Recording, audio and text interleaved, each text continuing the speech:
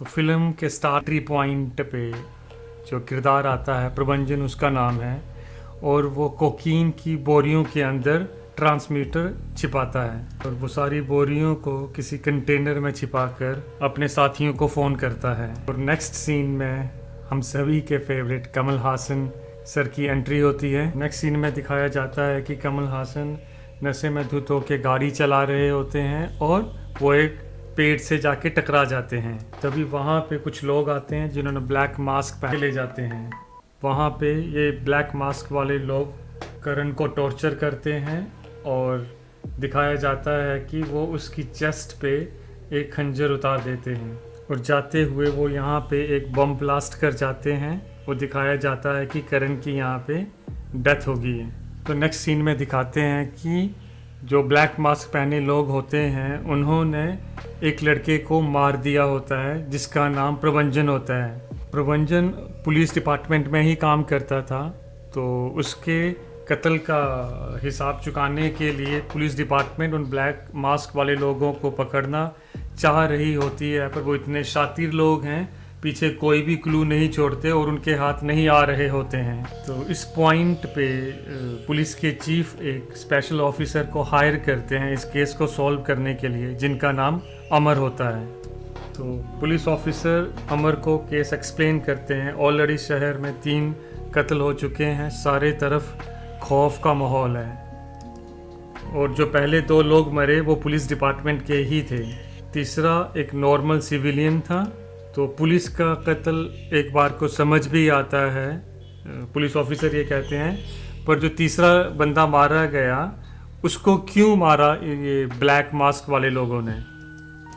तो अमर एक under cover agent होता है जो पुलिस डिपार्टमेंट या देश के लिए ही काम कर रहा होता है। अमर एक ऐसी एजेंसी का चीफ होता है जो खुफिया तौर पे काम करती है और जिनकी अपनी कोई आइडेंटिटी नहीं होती है।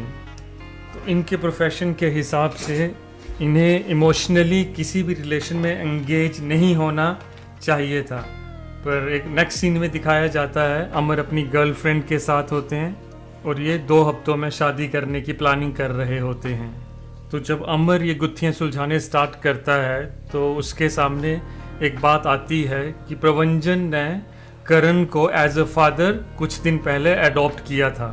तो इसी केस की तफ्तीश करने के लिए प्रभंजन एक प्रेस रिपोर्टर बनके प्रभंजन के घर पहुंचता है।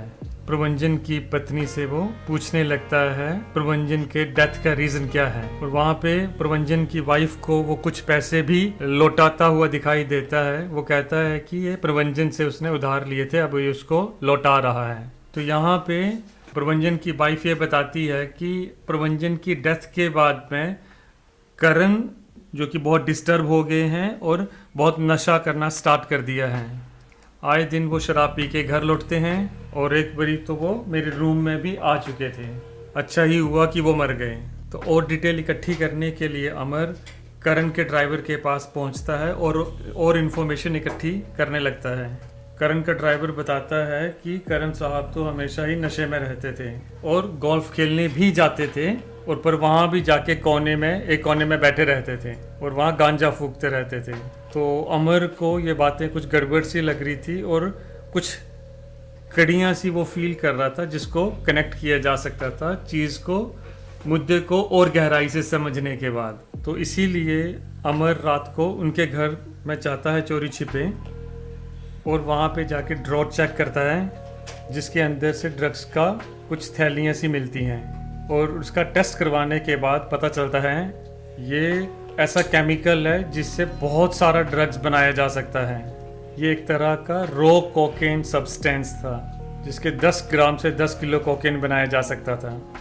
तो अमर को यहाँ ये पता चलता है जिस दिन इस रॉ केमिकल गायब हुआ था उसी दिन 2 पुलिस वालों की डेथ हुई थी। तो यहाँ पे अमर को ये समझ आता है कि ये कुछ ड्रग से जुड़ा हुआ मामला है, ड्रग सप्लायर का कोई केस है। तो अमर और उसकी टीम उस ड्रग सप्लायर को ढूंढना स्टार्ट करती है। तो इसी सिलसिले में उन्हें पता चलता है कि एक चंदन नाम का बंदा है।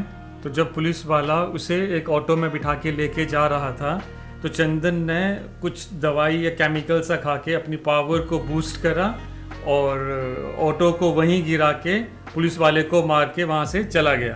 तो नेक्स्ट सीन में चंदन का परिवार दिखाया जाता है, जो कि बहुत बड़ा परिवार था, जहाँ पे 60 से ज़्यादा टोटल लोग थे।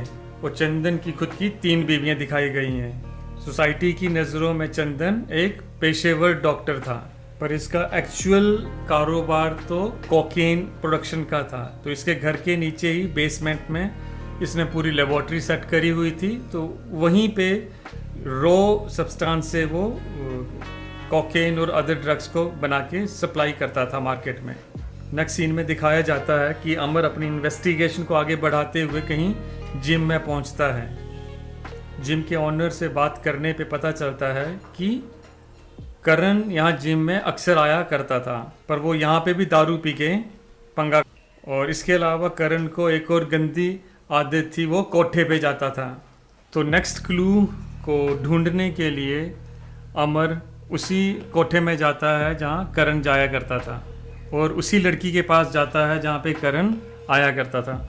और वहाँ इन्वेस्टिगेशन के बाद अमर को पता चलता है कि करण यहाँ आता तो था, पर हैंडकफ से उसके हाथ बांध के खिड़की से बाहर चला जाता था और मुझे ऊ आ की आवाज़ निकालने को कहता था, ताकि बाहर लोगों को लगे अंदर कुछ चल रहा है। और खिड़की से बाहर जाने के लगभग 1 घंटे के बाद में वापस आता था। तो ये सारी बातें सुन के अमर सोचने लगता है कि खिड़की के बाहर ऐसा क्या है कि जहाँ पे वो 1 घंटा बिता के आते थे। तो इसीलिए वो खुद खिड़की से बाहर जाके चीज़ों को समझने लगता है। तो वहाँ वो देखता है कि एक खिड़की में एक ट्रांसमीटर जैसी चीज़ लगी हुई होती है। टेस्ट करने के बाद में ये समझ आता है पुराने टाइम के एजेंट इस तरह के इक्विपमेंट्स को यूज़ किया करते थे। और वहीं नेक्स्ट सीन में दिखाते हैं कि अमर की टीम के लोग चंदन के किसी बंदे को पकड़ लेते हैं और उसे नशे के इंजेक्शन देके उससे सच उगलवाने की कोशिश करते हैं। अमर की टीम उस बंदे से पूछती है कि वो मास्क वाले लोग कौन हैं। तो बहुत टॉर्चर करने के बाद भी अमर को नहीं पता चलता कि वो मास्क वाले के साथ में उसकी मीटिंग थी। अब क्योंकि जो पहला बंदा नहीं रहा, तो दूसरी गैंग के लोग आपस में मीटिंग करेंगे और शुक्रवार के दिन ये मीटिंग रखी गई थी। और इसी दिन रुद्र प्रताप के बेटी की शादी भी होनी थी, तो इसलिए वो वहाँ खुद नहीं आता है, अपने लोगों को भेजता है। तो अमर यहाँ पे एक प्लान बनाता है कि मास्क वाले लोगों को पकड़ने के लिए खुद मास्क मैन बन के चला जाए। तो इसलिए अमर ब्लैक मास्क पहन के उस मीटिंग पॉइंट पे आ जाता है। तो अमर का शक बिल्कुल सही निकलता है, क्योंकि वो मास्क वाले लोग यहाँ आते हैं, वीरा को जान से मार देते हैं। तो यहाँ पे अमर की टीम बहुत पीछा करती है और ब्लैक मास्क वालों का एक बंदा उसके हाथ लग जाता है, जिसे उठा के वो अपने ठिकाने पे ले आते हैं। तो इंटेरोगेशन में ये पता चलता है ये तो एक्स ऑफिसर विजय है, जो कि एक स्पेशल टास्क फोर्स एजेंट था पिछली मूवी में। तो अमर उसे कहता है कि तुम ऐसा क्यों कर रहे हो, तुम्हें ऐसे काम नहीं करने चाहिए। विजय कहते हैं कि अगर तुम्हारी आंखों के सामने तुम्हारी फैमिली को मार दें तो कैसा लगेगा। तो वो कहता है अपने पाँव की तरफ इशारा करके, तुम्हारे तलवों के नीचे भी पसीना आने लगेगा, तुम्हारे टांगें भी कपकपाएंगी, तुम चल नहीं पाओगे और सर पे बहुत सारा गुस्सा हावी हो जाएगा। तो हमारा एक मिशन है, हमें ये पूरी सोसाइटी क्लीन करनी है और जब तक ये नहीं होता हम नहीं रुकेंगे। इससे कोई फ़र्क नहीं पड़ता कि तुम मुझे यहाँ ले आए हो, मेरी टीम रुद्र प्रताप को पकड़ के जल्दी ही ख़त्म कर देगी, वो भी उसकी बेटी की शादी के दिन। ये बात सुनने के बाद में अमर अपनी पूरी टीम को लेके रुद्र प्रताप के घर पहुंचता है, जहां उसकी बेटी की शादी हो रही होती है। वो वहां पे हर बंदे को स्कैन कर रहा होता है कि कौन रुद्र प्रताप को मार सकता है। नेक्स्ट सीन में देखने को मिलता है कि यहाँ पे धुएं के बॉम्ब ब्लास्ट किए जा रहे होते हैं, चारों तरफ धुआं हो जाता है और ब्लैक मास्क वाला बंदा फिर से एंट्री करता है और दुल्हन के गले पे चाकू रख के सामने आता है और वो सिर्फ रुद्र प्रताप की डिमांड करता है। चंदन पीछे से ये सारी चीज़ों को देख रहा होता है, क्योंकि बात बेटी की सुरक्षा की थी। तो रुद्र प्रताप ने अपने आप को ब्लैक मास्क वाले के हाथ सरेंडर कर दिया और फिर ब्लैक मास्क वाला बंदा रुद्र प्रताप के गले में पट्टा डाल के, लोहे की चेन जैसा पट्टा डाल के उसको अपनी बाइक के पीछे बिठा के ले जाता है। उसके पीछे पूरी पुलिस फोर्स पड़ जाती है ताकि रुद्र प्रताप को बचाया जा सके। बहुत आगे चले जाने के बाद में एक चौराहे पे जाके पुलिस उस ब्लैक मास्क वाले बंदे को घेर लेती है और पीछे शादी वाली जगह पे सीन चल रहा होता है। करण के ब्लैक मास्क वाले जो लोग होती है उसकी टीम के और लोग चंदन के साथ में फाइट कर रहे होते हैं। एक बार तो वो चंदन को मार के गिरा देते हैं और पर चंदन अपनी जेब में से एक पावर कैप्सूल निकाल के खाता है, फिर से खुद को बूस्ट करता है और ब्लैक मास्क टीम की अच्छे से धुलाई कर देता है। और दूसरी तरफ जहाँ पुलिस ने ब्लैक मास्क वाले बंदे को घेर लिया था वहाँ वो सारे पुलिस वालों की अच्छे से धुलाई करता है और रुद्र प्रताप को वहाँ मार देता है। इतने में अमर वहाँ पहुँच जाता है और उसको कहता है अगर तू इतना ही बहादुर है तो भाग क्यों रहा है और अपना चेहरा मास्क के पीछे क्यों छिपाया हुआ है। अमर मास्क वाले से कहता है अपना मास्क निकाल और आ मेरा सामना कर। तो ये वो पॉइंट था मूवी का जहाँ पे ये पता चलता है ये जो ब्लैक मास्क पहने बंदा था ये करण था, जो स्टार्टिंग में हमें दिखाया गया कि मर चुका है, जो ब्लास्ट में जिसकी टांग टूट के गिरती हुई दिखाई गई थी। और यहाँ पे करण जब अपने आप को रिवील करता है तो एक वीडियो मैसेज छोड़ता है और अपने सारे दुश्मनों को एक वार्निंग देता है कि तुम सब लोग अब जल्दी ही मारे जाओगे। तो यहाँ पे चीज़ें समझ आने लगती हैं अब, क्योंकि जब प्रभंजन ने अपने साथियों को कॉल किया था उनमें से जो एक बंदा था वो जोसेफ था जो इन्हीं के साथ मिला हुआ होता है और दूसरा बंदा जो था उसका नाम विजय था। और नेक्स्ट सीन में दिखाया जाता है कि चंदन अपनी लैब में ड्रग्स बनाने का काम कर रहा होता है। तो वहाँ पे रोलेक्स का बंदा फ़ोन करके अपने माल के बारे में पूछ रहा होता है। चंदन उसको यकीन दिलाता है कि जल्दी ही वो सारा माल उसके कब्जे में होगा। तो इस पॉइंट पे ये समझ आता है कि स्टोरी में सिर्फ चंदन ही फाइनल विलेन नहीं था, उसका भी एक बॉस था जिसका नाम रोलेक्स था। नेक्स्ट सीन में ये दिखाया जाता है कि अमर पुलिस डिपार्टमेंट को ये समझा रहा होता है आज से 40 साल पहले 1981 में ब्लैक स्क्वाड नाम की टीम को फॉर्म किया था जिसका लीडर विक्रम था और जिस शख्स को मैंने कल देखा वो करण था, जिसे इन 3 लोगों में मार दिया गया था, जिसकी इन्वेस्टिगेशन के लिए मुझे हायर किया गया था। पर वो अपनी असलियत छिपा के हमारे ही बीच में रह रहा था और वो बंदा था जो ड्रग माफिया के लोगों को मार रहा होता है। तो जोसेफ इसी पॉइंट पे कहता है कि तुम्हारे पास इतनी सारी डिटेल है तो हम उसको जाके पकड़ लेते हैं या मार देते हैं। पर इस पॉइंट पे अमर ये समझ चुका होता है कि पुलिस जो जोसेफ है पुलिस का चीफ, उसका एक्चुअल मकसद क्या है। और अमर ये समझ जाता है जो करण की टीम है वो बुरे लोग नहीं अच्छे लोग हैं और सोसाइटी की वेलफेयर के लिए ही काम कर रहे हैं। तो इस पॉइंट पे अमर जोसेफ से ये कह के चला जाता है कि मुझे सिर्फ इन्वेस्टिगेशन के लिए रखा गया था कि वो तीसरा बंदा कौन था, क्यों मारा और उसके पीछे की कहानी, ये सारा राज क्या था वो मैंने सारा आपको बता दिया है। अब मेरा इस केस में से कोई भी लेना देना नहीं है, तो मेरा काम यही ख़त्म होता है। तो जोसेफ को ये बात हजम नहीं होती है, वो अमर को डराने लगता है कि मैं तुझे मरवा दूंगा, जितना जल्दी हो सके विक्रम को ले आ अगर अपनी जान प्यारी है तो। यहाँ पे अमर को ये समझ आ जाता है कि जोसेफ भी ड्रग माफिया से मिला हुआ होता है। तो दूसरी तरफ विक्रम अपनी टीम के साथ जाता है और विजय को जेल से निकालता है। और जब अमर पुलिस को सारी डिटेल बता के जा रहा होता है तो जोसेफ ये चेक करवाता है कि क्या क्या इन्फॉर्मेशन अवेलेबल है और जोसेफ को ये पता चलता है उस पॉइंट पे कि अमर अपने साथ 200 किलो RDX भी ले गया है और वो RDX अमर ने चंदन की लेबोरेटरी पे लगा दिया था जो कभी भी ब्लास्ट हो सकता है, क्योंकि सारा सब्सटेंस वहीं पे था और वहीं से ही कोकेन की मैन्युफैक्चरिंग हो रही थी। और जोसेफ ये सारी बात चंदन को बता देता है और उससे कहता है कि अपनी फैमिली के सारे मेंबर्स को लेके बिना किसी चीज़ को छुए हुए वहाँ से निकल जाओ, क्योंकि ये कभी भी ब्लास्ट हो सकती है। कि यहाँ पे 200 किलो से ज़्यादा का RDX जो है वो प्लान किया जा चुका है। तो चंदन की लेबोरेटरी उसके घर के बेसमेंट में थी और लेबोरेटरी में उसके अपने ही घर के सारे लोग काम करते थे। तो चंदन बहुत डर जाता है, बड़ी सावधानी से अपने सारे फैमिली मेम्बर्स को धीरे धीरे बाहर ले जाने की बात करता है और कहता है कि कोई भी किसी भी चीज़ को छुएगा नहीं, तो बहुत पूछने पे वो अपने परिवार वालों को बताता है कि घर में किसी ने बॉम्ब लगा दिया है, इसलिए बड़े सावधानी से वो सारे बाहर निकलें। बॉम्ब का नाम सुन के ही फैमिली के सारे लोग डर जाते हैं और फटाफट बाहर की तरफ भागते हैं। बाहर जाके ये पता चलता है कि उनका एक बंदा अंदर ही रह गया है। जब वो उसको कॉल करते हैं तो दिखाया जाता है कि वो बंदा टॉयलेट में होता है, और जब वो टॉयलेट से उठने लगता है तो फ्लश की चेन को खींचता है, और उसी चेन में बम का ट्रिगर था। तो जैसे ही वो फ्लश चेन खींची जाती है, सारा बिल्डिंग ब्लास्ट हो जाती है, और बम के धमाके से चंदन का सारा घर और उसकी लैब, उसका सारा सामान तहस नहस हो जाता है। चंदन को बहुत गुस्सा आता है और वो जोसेफ के पास पहुंचता है, और जोसेफ से उसे पता चलता है कि उसकी जो लैब खत्म हुई है, जिसने यहाँ बम प्लांट करा था, वो बंदा अमर है, और दूसरा बंदा विक्रम है जो कि प्रभंजन का पिता है, और उसका पोता और बहू अभी भी जिंदा है। और अमर की वाइफ का फोटो वो चंदन को दिखाता है।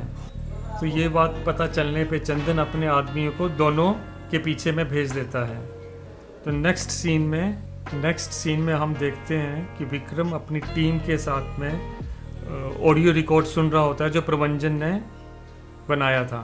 तो ये वॉइस लॉग सुनते हुए समझ आता है कि प्रभंजन को तड़पा के मारा गया था। सारे लोग वहाँ पे उससे ड्रग्स के बारे में पूछ रहे होते हैं, पर प्रभंजन किसी को भी ड्रग्स के बारे में नहीं बताता है। फिर वहाँ पे चंदन की एंट्री दिखाई जाती है जो कि प्रभंजन से ज़बरदस्ती चीज़ों को उगलवाना चाहता है, पर अपने गुस्से पे वो कंट्रोल नहीं कर पाता। प्रभंजन के नेक पे वो पंच करता है जिससे उसका नेक टूट जाता है और प्रभंजन की डेथ हो जाती है। तो इस पूरे सिनेरियो में जोसेफ जो कि पुलिस ऑफिसर था और चंदन जो कि ड्रग माफिया को लीड कर रहा था, सारे इन्वॉल्व होते हैं। तो इसीलिए ब्लैक मास्क वाले लोगों ने इन्हें अपना टारगेट बनाया होता है। तो नेक्स्ट सीन में चंदन को दिखाया जाता है जिसने अमर की वाइफ गायत्री को अपने कब्जे में ले लिया होता है। तो यहाँ पे चंदन गायत्री के गले को काट के गाड़ी में छोड़ के चला जाता है। जब तक अमर वहाँ पहुँचता है तो सब कुछ ख़त्म हो चुका होता है, और दूसरी तरफ चंदन के लोग करण के घर पहुँच जाते हैं उसके पोते और बहू को मारने के लिए। तो यहाँ हमें ये देखने को मिलता है जो करण के घर काम वाली बाई होती है वो एजेंट टीना होती है, जिसे करण ने खुद उस घर में अपॉइंट किया होता है। तो एजेंट टीना एक एक करके सभी गुंडों को मार देती है और बच्चे को बचाती है। और गुंडों के अटैक के टाइम पे ही एजेंट टीना करण की बहू को बुक शेल्फ के पीछे बने वहाँ पहुँचता, तब तक एजेंट टीना मारी जा चुकी होती हैं, पर वहाँ पे पोते को बचाने में वो कामयाब हो जाती है। तो जैसे ही करण वहाँ पहुँच के अपने पोते को हाथ में लेता है, चंदन के और गुंडे वहाँ पहुँच जाते हैं और पोते को उससे छीनने लगते हैं। फिर वहाँ पे और फाइट सीन आते हैं, काफ़ी लंबी चौड़ी फाइट दिखाई गई है। तो नेक्स्ट सीन पे दिखाया जाता है कि अमर पुलिस वाले के घर पहुंचता है। उस पर बहुत गुस्सा होता है क्योंकि वो समझ चुका होता है कि चंदन को उसकी बीवी का पता इसी पुलिस वाले ने बताया है, और वो गुस्से में आके जोसेफ से लड़ता है। जोसेफ के घर में जोसेफ को मार देता है। और दूसरी तरफ दिखाया जाता है कि जो ड्रग की बोरियों में ट्रैकर रखा गया था, करण उस ट्रैकर को ऑन करवा देता है। ये ट्रैकर ऑन करके करण खुद चंदन और उसके लोगों को वहाँ पे एक तरह से इनवाइट करता है। तो यहाँ पे भी खूब घमासान फाइट सीन होता है, खूब सारा एक्शन देखने को मिलता है, बहुत सारी गोलियाँ, बहुत सारे बम धमाके होते हैं, और पुरानी एक तोफ दिखाई जाती है जहाँ पे वो गाड़ियों को उड़ा देता है।